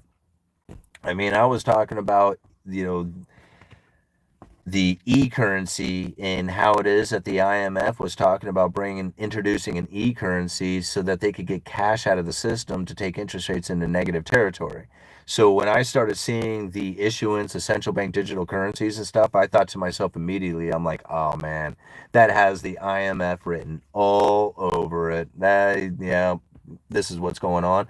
They're going to take interest rates into negative territory at some point because they won't be able to stimulate the economy with any downward adjustments. They hit the lower bound of zero. But if you have no cash in the system, you could take interest rates into negative territory because you can't pull your cash out, right? All your money is stuck in the system. You'll be forced to spend it, forced to invest it. But the last thing you're going to do is keep it in a negative interest bearing account. And if you try to use cash, they'll just make it a burden. Make it a burden to withdraw it, make it a burden to deposit it. So it'll just eventually just be removed from the system altogether, and then they'll have total control, and they'll be able to take interest rates into negative territory as far as they want. Okay, guys, we're getting close here. UE, think about Trump setting expectations now. Powell is being muted by Trump. Dennis, I don't know, man. I mean, to me, it's 100% a big distraction. It's a distraction away from what I believe is going to be the consensus statement. I think it's a big distraction away from the fact that the Federal Reserve is attempting to get inflation moderately above 2% for some time, and this is achieving the goal. They're mandated to have a low unemployment or full employment, and historical charts, or looking at a chart on a historic basis, unemployment is still historically low. So, although the weakening, all the talk, and all the uncertainty, fear, uncertainty, and doubt that is being pushed out there through the mainstream media, step back for just a minute and just look at the dual mandate and look where the Fed is positioned today. Right where they want to be. Low inflation, right, with stable prices, moderately above 2% inflation rate, low unemployment. How can you argue? Like, yeah, you can go and say, what if, and just list off all the crap and things that are going on. And that's well good. Just close your ears for just a second. Look out there, right? Forget about the noise and ask yourself, where's the Fed positioned? Moderately above 2% with low unemployment, right where they want to be. Anybody who's saying they're screwing up, I guess, is misunderstanding the mandate, right? I mean, are they not achieving the mandate? You'll say, well, look at all these problems they're facing. Are we not achieving the mandate? Right? Yeah, you got the mandate achieved, but I'm pissed off about all this other stuff you got going on. Whatever. Mandate achieved. Right? I mean, this is like literally what's happening. You know? And people want to get mad about it. They're like, no, they're not achieving their intended like purpose or something of that nature. And I'm like, okay, I'm not sure what the purpose is other than issuance of debt, which is going to separate the rich from the poor. So if their purpose is to create inequality, then yeah, they're going to continue to do that, and I have no doubt about that. All right, do you want to move on? I mean, I don't know what else to say about that, but yeah, you're right. So now what? They have tried to do something here that I believe that they have actually succeeded at doing, and nobody realized it. And most of the people who don't realize it were the same people who were screaming hyperinflation scenario, which gave nothing but power to the Federal Reserve. I'm not afraid to come out here and say it. I will say this to anybody. I don't care who they are. I would love to question the Federal Reserve and have a conversation just like this with them. They would be like, holy crap, how the hell did this guy figure this stuff out? Right? Because nobody's talking to him like I would. Nobody's talking like I do anyway. I'm the only one. You know? And I don't know why, because it's all right here. You know? All right. I still got to look up what crystallized osmium is. All right. I call too dark on the dice. Too dark on the dice. Oh, man, is it? Hold on here. Well, that ain't no good. Let me let him stop spinning there for a second. There, can you see it?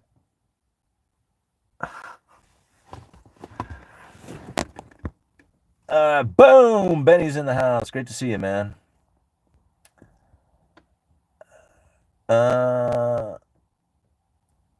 Let's see here. Or 7. Okay.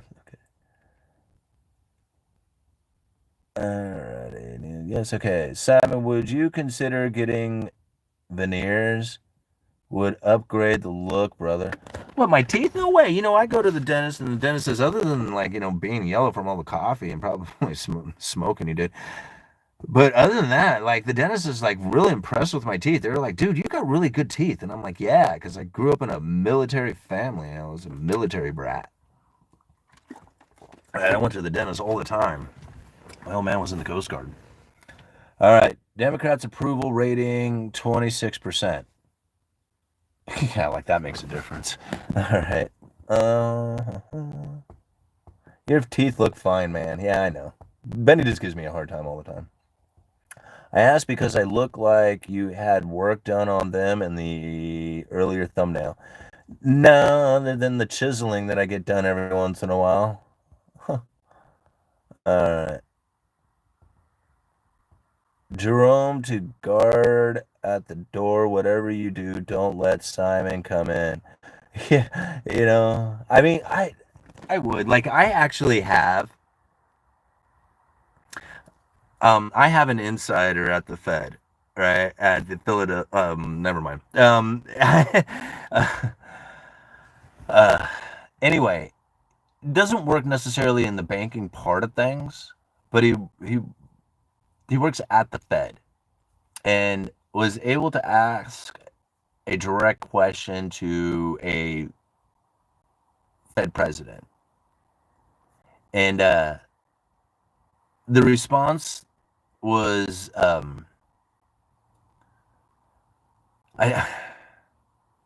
see. He asked me not to disclose anything. That's why it's hard to like to come out. Um, and I'm not even sure how to word this. Anyway, a question was asked of the Fed president, like, how close are we to the neutral interest rate? A very convoluted answer that finally came down to not too far from here, right? Not a direct response, and I didn't get the exact like response from the president, from the Fed president, it's themselves, but I did get kind of a response from it, and it kind of confirms what I have been thinking the whole time, right? And that is that the Fed funds rate is not that far from the neutral interest rate. And if the inflation expectations continue to rise, I really do feel that the neutral interest rate will get to the Fed funds rate, and the Fed won't need to move at all. They will be in a non-restrictive economy, and then at even in that idea, in that sense, if people were to figure that out or realize it or be told, I believe that it would almost instantly start becoming very stimulating effect. Now, how long that would take before the neutral interest rate would begin to fall again is, again, I don't know how long.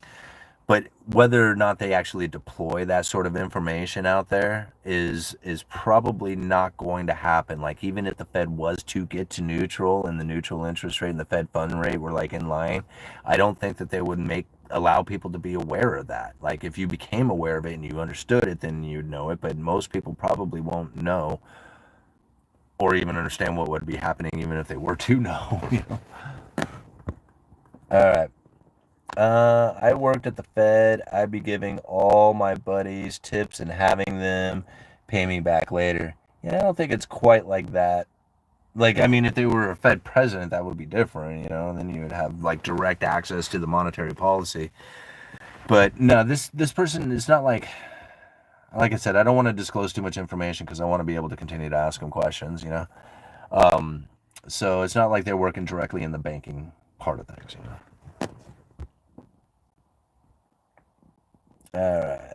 GDP projection 2.2% growth, up 3%. Tariffs check coming for citizens and legal immigrants. Yeah, I'll believe it when I see it. What do you think about the effects of the gold silver for the August 1st tariffs? I don't know. Like, I don't know. Like, what do you, I mean, as far as the effects on what part, like the pricing of it or the availability of it? I mean, it's hard to say. Like, the price is almost impossible to talk about because it's so manipulated. It's just like to try and say like the prices should be, this is where they could go, and all this other stuff. It's such a hypothetical scenario. There's 150, probably more. I don't even know. 150 paper ounces of silver for every ounce of silver that's in existence. That's a lot of paper silver out there. That's a lot of money that's been deployed into silver. If all that money was from paper silver was to pour into physical silver, who knows what the price could be. That's a very like awesome thing to think about. I don't. like I understand how that could go down. Like I've looked at that. I used to be real ramped up on that idea, thinking, man, in 2011 when it was going to $50 an ounce, I'm like, well, yeah, I'm in the money, right? And then only to find it go tumbling all the way back down to the teens. I had to like reassess my understanding of what it was that was taking place within the silver market. And once I realized that paper manipulation game will not end, like not anything that you're doing, right? We tried to crash JP Morgan by buying silver. I followed Max Kaiser at the time, the whole GIABO, global insurrection against banker occupation. And we were going to crash JP Morgan, take silver up to $500 an ounce. They weren't going to be able to cover their short position, and they were going to crash and burn, right? And we were going to help them do that by driving silver up to $500 an ounce. I even got a little tiny piece of silver with Max Kaiser's face on it. So I was very much on board with that idea. You know who got rich? Max Kaiser and JP Morgan. You know who was really poor at the end of it? You know who couldn't afford to put all that money into silver? You know who fell into depression, lost their house, lost just about everything in their life after that? Yeah. I had to rethink everything about what it was that I was doing at that time. You know, I looked at that box of silver, I was just like, God, I put all that money in there, and now you're worth less than what I paid for you. What good are you? Right? One day I'm sitting there in broken down car, couldn't make it to work. Call my buddy up. Hey man, you got that Tahoe for sale? Oh yeah. You take silver for it? You know it. You drive it up here? See you in a few minutes, man.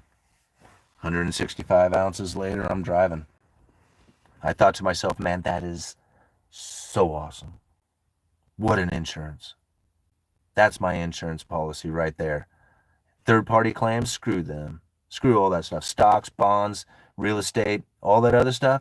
None of it makes any sense to me when you have something physical in your hand like silver that can actually act as an insurance policy. It's not there to make me money. It never does. It's never made me money. All right? Can it protect me from inflation? I don't know. Maybe. Hasn't. I mean, I guess it could. Timed it right. Has it gotten me 3 different Suburbans? 3 different Tahoe and 2 different Suburbans? Yeah, absolutely. This is one of them. The vehicle that I'm in today, I purchased with 10 ounces, 10 10-ounce bars of silver. Yeah. I traded for it. I bought those 10-ounce bars back at a 10% interest. I basically secured a loan for $3,000 with 10 10-ounce bars, $300 a bar, with the promise to buy them back at $330. I bought those bars back at $330. Today, silver is at what, $338 an ounce? Those bars are worth $380. You go down to the coin store, you're going to be paying well over $400. You know how awesome of a deal that was for me? I didn't have to give up my money, all the money at once for the truck. I was able to secure a loan with silver, and although it was a 10% interest, 10% interest on a private loan is pretty good. And not bad anyway. And the fact that I was using silver as the collateral, I was able to buy back my silver dramatically under spot price. How awesome of a deal was that? Right? Silver is my insurance policy. Always has been, always will be. I do not look at it any other way. I don't look at the price. I don't look at where it could go. I don't look at, all the opportunities for it, all that other stuff. Hey, that's great, right? That all those wonderful things. If it goes up to $500 an ounce, it goes up to $1,000 an ounce. Yeah, you bet I'm going to unload some. I mean, come on, you got to take some money off the table at some point. But for the most part, I really just don't care. The only thing I care about, how many ounces I have. How much can I keep stacking? How much can I get this month? All right. That's what I care about. How much can I stack? How many ounces? All right. Because what I paid for them, I don't know. I don't know what I paid for them. I have no idea. You add it all together, I have no clue what my average is on my silver. It doesn't really matter anymore. It really doesn't. It's just like as long as I just keep stacking into it. Yo, Simon and All-Nighter Hider. Been a minute. Right on, Nick. Great to see you up in here, man. Suburbans are, what did I say? Are anchors. Suburbans are awesome. It's the best vehicles I've ever had. I mean, to be honest with you, the Pacific Northwest, it rains all the time. So having like a pickup truck is cool for hauling stuff around, but everything gets wet. It's 9 months out of the year it rains. Suburbans, right? I mean, like, I think I could haul more in here than I did in my van that I had. Like, this thing is huge. There's no seats in it at all. It's just the bench seat up front. Everything else is gone out of the back. And it was used as a work truck, a utility truck, where the guy did, I think, survey or something. Anyway, yeah, it's cool as hell. This is the coolest truck ever. All right. Mine your own materials and make everything from scratch. Difference from back in 2011 is the leasing rates at record highs, more industrial demand, and the deficits. Macroeconomic backdrop, much worse. On the back of weaponized USD, cup handle formation. Yeah. I don't know. Like, I don't know. To me, like, that's like,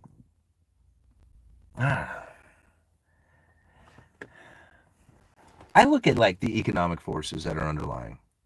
When I think about like when somebody says like all these technical information, or I was listening to a short, who was it? It was like, I think it was Gary's Economics or something like that, who's actually pretty entertaining. I really enjoy the channel.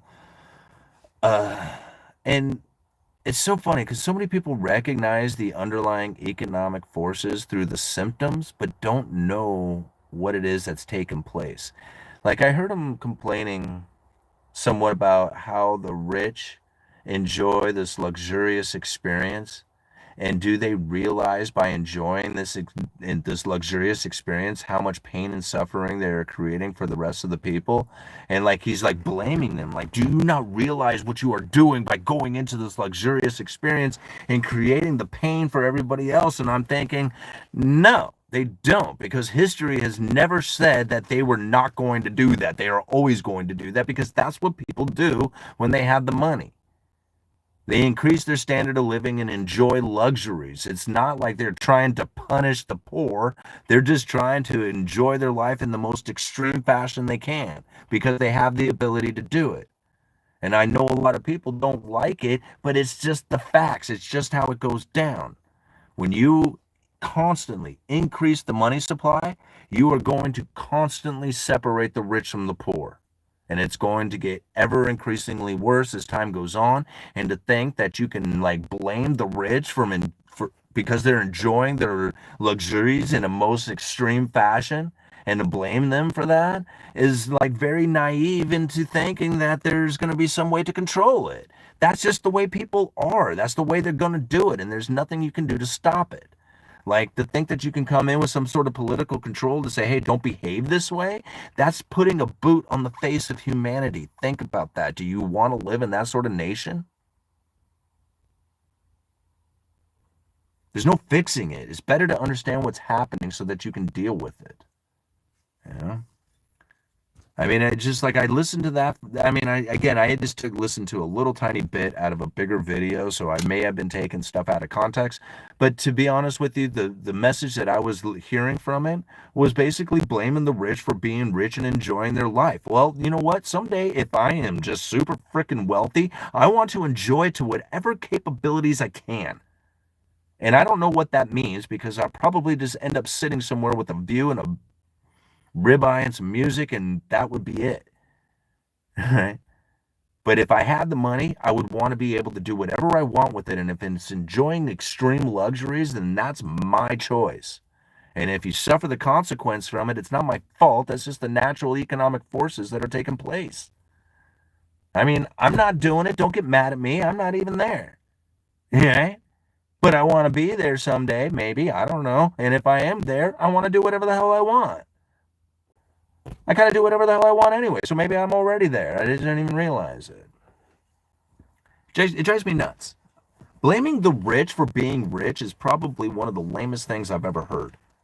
Right? Everybody wants to be rich, and they don't even want to be rich. They just want to do what the rich people can do, which is spend money. So really, if you think about it, most people are just greedy bastards who want to spend like a rich person could, but they don't necessarily want to work for the achievement of being able to do it.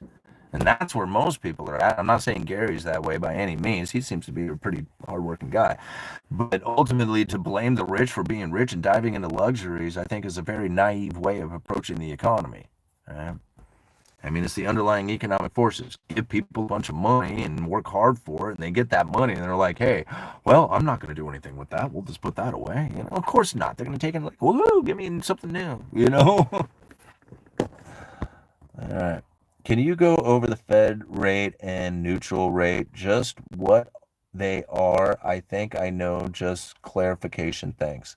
Okay, Samsung, Apple, that's a good one. All right, I'll call it quits right after this one. But to understand the Fed funds rate is really pretty simple. The Fed funds rate, when you hear like the Fed funds rate is, whatever, it's a target. It's like, it's just they wrote it on the wall saying, hey, this is what we're shooting for, all right? What they're targeting is something called the effective fund rate. So the fund rate is what they are trying to shoot for. The effective fund rate is what they are actually doing. And what they are actually doing is targeting the short-term overnight lending rate within the big banks. I know that sounds kind of complicated. So it's understanding it from the way that they used to do it to the way that they do it now is going to make it much easier. So the way that they used to conduct themselves was in something they called a limited reserve system. So a limited reserve system meant that at the end of the day, the big banks, the JP Morgans, Goldman Sachs, these guys had a reserve requirement, meaning that they had to have so much reserves on hand in order to operate the next day. In a limited reserve system, at the end of the day, there would be some banks who had extra reserves and some who were in need of reserves. Those who had extra reserves would lend them to the ones who were in need of reserves. That overnight lending rate was the effective fund rate. So if the Federal Reserve was trying to target that overnight lending rate that was taking place between these big banks, they would buy and sell treasuries off these big banks, adjusting the reserves within the big banks so that the reserve requirements that these big banks were trying to achieve for the overnight operations or to operate the next day, these overnight lending rates would then be in line with the effective fund rate. So again, the Fed would buy and sell treasuries off these big banks. That would adjust the levels of reserves that they have. The overnight lending rate would then be in line with the Fed funds rate. So I know that's complicated, but if you can understand it to that point, now in September of 2019, something very interesting had happened because the Fed they knew that this was going to come. I did a video, what the hell was the title? It was something simple. Things are changing. That's it. All right. The title of the video was Things Are Changing. It's a very, very old video that I had done back in like the first or second year that I even had the channel going. And in that video, I was talking about the repo facility and how the Federal Reserve wanted to have a standing repo facility. Now, this is what happened in September of 2019. And this is kind of complicated. The big banks were buying a lot of U.S. government debt. So the government was spending a lot of money. The primary dealers, again, JP Morgan, Goldman Sachs, they are the ones who buy the treasuries. They were buying these treasuries and holding them on their balance sheet. Now, a treasury is kind of like cash. It can be used like cash. It can be transferred somewhat like cash. But then in times where cash is needed, because ultimately a debt needs to be alleviated with cash. Cash is what moves everything through the system. So it's essentially the lubrication for the system. I know that sounds kind of weird, but that's essentially the best way to look at it. So here you have all these banks with all these treasuries loaded up on it, not a lot of cash because they've been buying this government debt, and they've been sitting here on a lot of these treasuries, and all of a sudden this huge tax payment takes place. So a corporate tax payment pulls a bunch of cash away from these big banks, right? Sends it over to something called the Treasury General Account, which is another account at the Federal Reserve, but ultimately pulls this liquidity, all this cash, this liquidity out of the big banks, and they're frozen. They have not enough money to operate the next day. There's not enough cash in the system to meet the reserve requirements to go into operations. And so overnight lending rates shot up to like 10%. And now the Federal Reserve stepped up and says, you no way, right? We got the repo facility. We'll fire this thing up. You give us treasuries. We'll give you cash. You can operate the next day. We'll flip this every single day so you'll have plenty of cash to operate, considering that you're loaded on treasuries from all the government spending that's been taking place, and that's what you're loaded up on. So the repo facility stepped up during that time to essentially provide the banking system with the liquidity that they needed in order to operate. Now, a lot of people refer to this as non-QE, QE, right? But it really wasn't like quantitative easing, because they weren't like taking all these treasuries and putting it on their balance sheet and injecting the money into the system like they had done during quantitative easing. This was more of like doing these repos operations where they would basically lend money out on treasury debts that they would then, exchange back and forth every single day in order to keep the banks loaded with liquidity. And again, it gets kind of complicated from there. But understanding that this is the Fed funds rate, that overnight lending rate had moved from the big banks over to the repo facility. They have the repo facility in order to establish where the low end on interest rates are, or I'm sorry, where the high end on interest rates are going to be.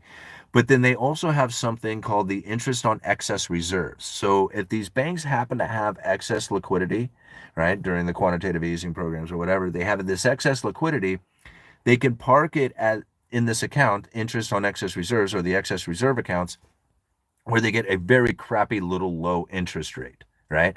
Most of the time, they're not going to put money there unless they just really have no other choice to put it somewhere. So it'll go to the account on excess reserves. Then they have the repo facility, which is where they would much rather put the money because they get a little bit better interest rate over there. And between these two, the interest on excess reserves and the repo facility, they were able to channel the Fed funds rate, the effective funds rate. So now when they want to adjust interest rates amongst the big banks, that overnight lending rate, this is where generally where it is now targeted, is at the repo facility and the interest on excess reserves. If they were to shut the repo facility down, they can move it back over to the overnight lending rate between the big banks by making it a limited reserve system again. I doubt that will happen. Most likely, what you will find is the repo facility staying in operation, the interest on excess reserves being the absolute floor on interest rates, the repo facility being the place that they would most likely want to get it. And then if they had to borrow money, they can go to the discount window. Now, the discount window is something of a stigma that had been put on the banks because they essentially abused the discount window way back in the day when the Fed was first set up. And so they made it like this stigma. If a bank goes to find liquidity and they cannot get it from the other banks, then they are desperate for liquidity. They step to the discount window. So if a bank is going to the discount window to get money from the Federal Reserve, it's like the rest of the banks point at them and go like, ooh, you guys in trouble. What's going on? So they did something kind of clever, is that they forced all the banks to use the discount window. And I think it's like once or twice a year or something of that nature. And so it's like standard operation, like, hey man, no, we just got to do our standard operation at the discount window. And so by doing this, they mask over who it is that may be in danger. And it's not like a stigma that they hold, because even if they did need to, like, were forced to go to the discount window, it's not like anybody would ever look at that and say like, ooh, why are you there? I mean, it's just like a standard operations to be there. So nobody would really question it to begin with. And that's really how they are conducting themselves now in side of, trying to fire up and use that discount window again. Was that good? Did you guys like that? I'm pretty good at it sometimes, right? Sometimes I'm okay at it. All right.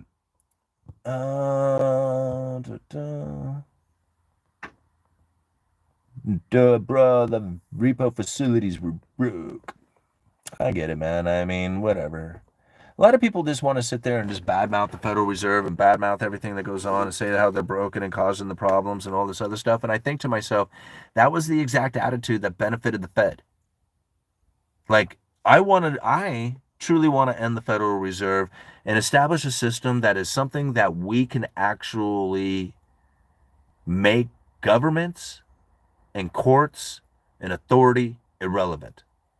That's the reason why I would want to end the Federal Reserve. That's it. Like, I want government and those type of authority figures out of my life. I'm the highest authority, and the more I can get those people out of my life, the better I feel. So that's my purpose in ending the Fed. I don't know what everybody else wants out of it, but that's me, right? And so when I think about what it is that I can do to try and get them out of my life, I have to understand them as good as they understand, like understand their monetary policy as good as they do. How else am I supposed to position? Like, how am I supposed to deal with the fact that they are doing this if I don't know what it is that they are doing? Right? It's like understanding the law. If you understand the law better than the cop, then you tell the cop what's up. Right? I mean, it's if you understand it better than they do, then who wins, right? I mean, if you can conduct yourself because you understand policy better, who wins? You know?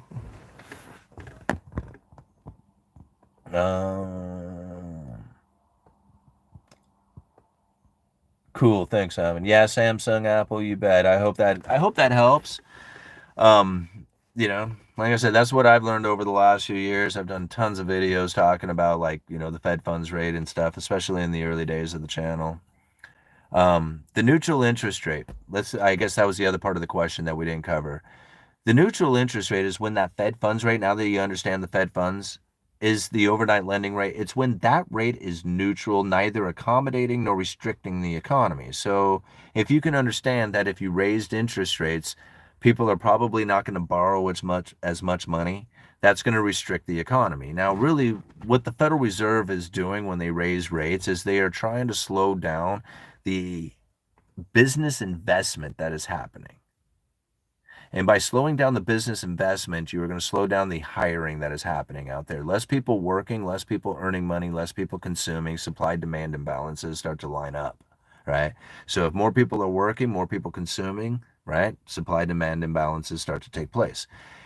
So this is really what the Federal Reserve is attempting to target. The only problem is that they found that this whole idea broke when the neutral employment rate became very close to zero, and that they could lower the unemployment as much as they wanted to, or as much as they could, have historically low unemployment from the Obama administration all the way through the Trump administration, and still have no inflation. The Fed should be printing money because the low unemployment did not create the inflationary scenario that the Federal Reserve would typically expect, because there was a very low neutral unemployment rate as well. The neutral interest rate is the rate that is neither accommodating nor restricting the economy, and when it's close to zero, monetary policy has essentially come to an end. Right?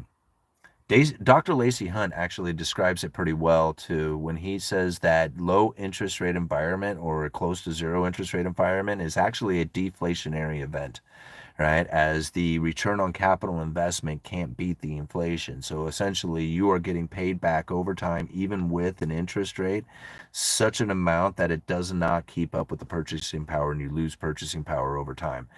That is what happens in a low interest rate environment. So you have a slowdown in economic activity, you have a slowdown in inflation, you have a slowdown in everything that is happening as far as growth goes.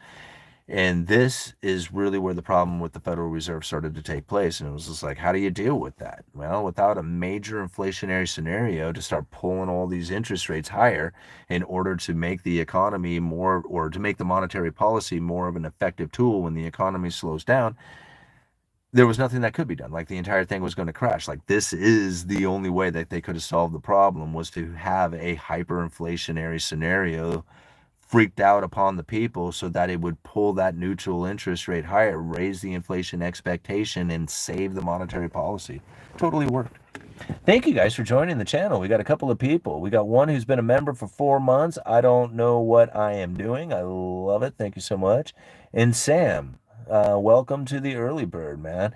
You guys are awesome. You're making it so I need to go out there and make some more member-only live streams. How far are we into this? 2 hours. Okay, guys, I think we're good, right? We've done this long enough tonight.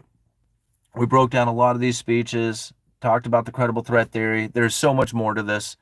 There's so much more. Like, I just scratched the surface, gave you the good deep information, but there's so much more that could go. Like, it goes on and on. So understanding that the Federal Reserve has a monetary policy that has been in play for quite some time. Like, this isn't new. And to understand, like, they needed the inflation expectation to be elevated for them to achieve their monetary policy is probably a key to knowing that the neutral interest rate will rise, saving their monetary policy, returning the ammo back to their position. This is the key to it all, right? Understanding it in this fashion is going to give you a whole different perspective. Most people will never see it this way. Think about it. This is coming directly from the Fed, and most people will never see it this way, ever. And if they're not seeing it this way, think about what they are seeing. That's what's crazy about it. It's all artistic fantasies after this. I mean, this is the reality of the situation. The Fed has communicated it many times. They have explained it so well. And when most people are out there saying that it's something completely different, it's all made up. Artistic fantasies, pure imagination. I love saying that. Uneducated economist. You guys let me know.